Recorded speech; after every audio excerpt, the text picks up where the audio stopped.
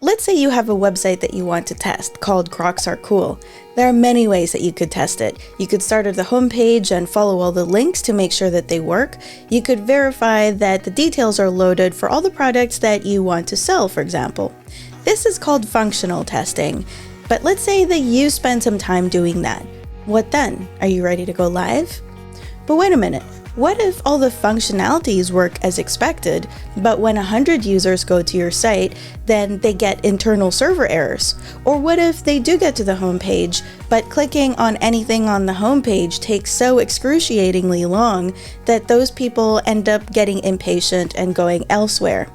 Isn't that something that you should be testing for too? These concerns are just as valid and just as crucial to test before a site goes live as those things that we typically call functional, because the truth is that performance is part of functionality. It is still important to test whether an application works, but it's also important to test how well it works, or how long before it doesn't work well, or in what situations it works well. Performance is an aspect of how your system operates that can definitely affect how your systems perceive your application. But what does it mean to say that an application or a system is performing well? Application performance can be a lot of different things depending on what you choose to measure. For example, you could look at how quickly you can click on a link after a homepage renders, or the time it takes for a server to process a request and then send a response, or how long it would take those 100 people to complete the purchasing process. But it can also mean how well the underlying infrastructure scales out or up to meet changing demand, or how often your application or parts of it are unreachable by potential customers. What about how consistently it behaves across different situations? All these things are part of performance. So why should we do performance testing? Well, first, it improves user experience. Performance testing, along with other types of testing, gives you a more complete, holistic view of what it is that a user thinks when they're using your application or your website, and whether or not they're going to be likely to recommend it to others in the future. Performance testing lets you see how your application would behave when you push it to its limits, or when you put it in situations other than those that you planned for. This way you can avoid production incidents. Reason number 3 is assessing and optimizing infrastructure. Performance testing helps you reduce unnecessary costs and maintenance by helping you determine what the system actually requires. And the fourth one is increasing the confidence in the application. Improving application performance encourages your customers to rely on your app and use it more and more, but it also increases the confidence level of your team, the team that's building it. It improves team morale to know the bounds of your application and to develop an intuition for what it can handle and what it can't. Here are some myths about performance testing that keep companies from doing it. The first is that only big companies need it.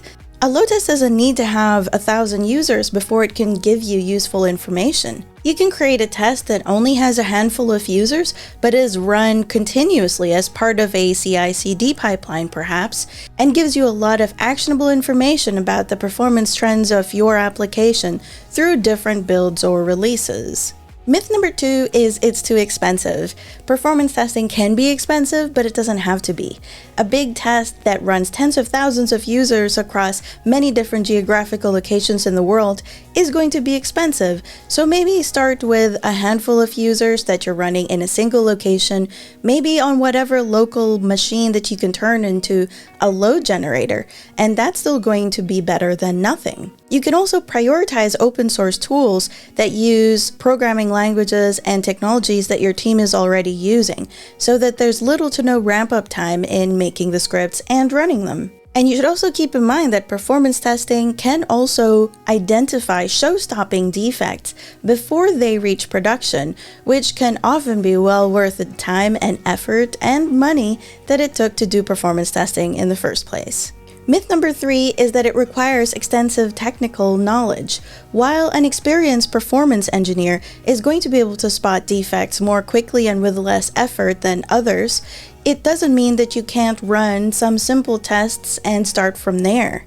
A performance test could be as simple as running a profiler on a website that highlights some areas for improvement that developers could already start working on. You might be surprised by how effective it can be just to consider performance in the activities that you're already doing, such as development and testing. Myth number 4 is that we need a dedicated performance testing environment. While that's certainly useful, you can always tailor performance testing to the resources that you have available.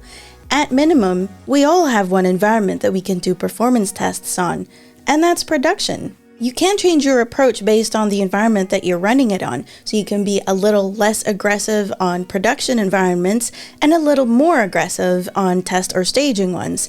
The key here is to do the testing wherever you can.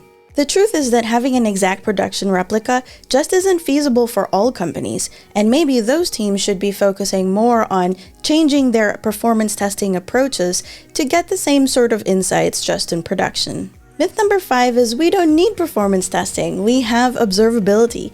But performance testing and observability are two sides of the same coin. Observability is reactive. Once you've seen something in your observability stack, then the problem has already occurred. Performance is more proactive.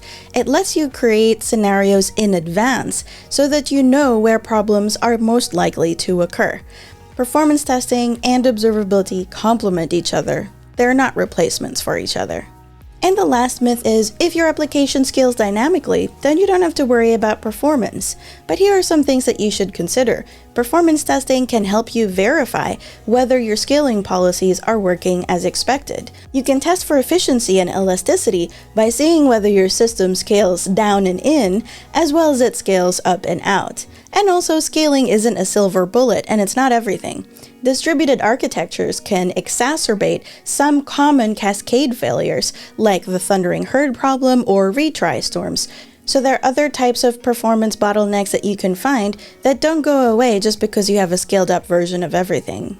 Testing whether something works is only one aspect of building reliable systems.